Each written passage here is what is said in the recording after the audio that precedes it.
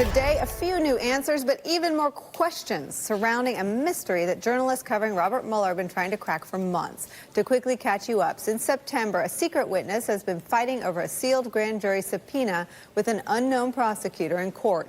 People following every little twist and turn of the Mueller probe believe with some confidence that that prosecutor is, in fact, the special counsel. And until now, we had no real clue as to who he was fighting with. But last night, it became a little clearer thanks to the ruling from a federal appeals court. Turns out the person Mueller was up against wasn't a person at all. The ruling revealed the grand jury was seeking information from a corporation, one owned by another country. And guess what?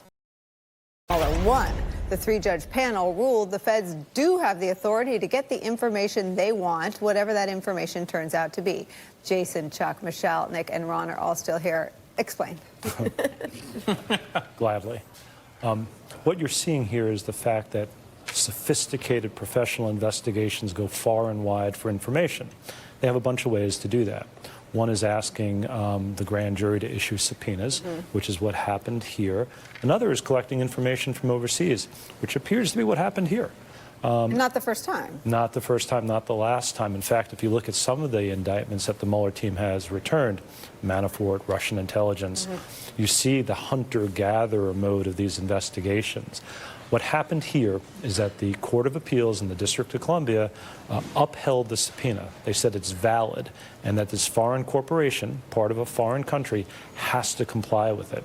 One of the reasons these investigations take a long time, for instance, is that you see folks who get subpoenas fight them. That's what happened here. It inevitably slowed the investigation, but Mueller prevailed.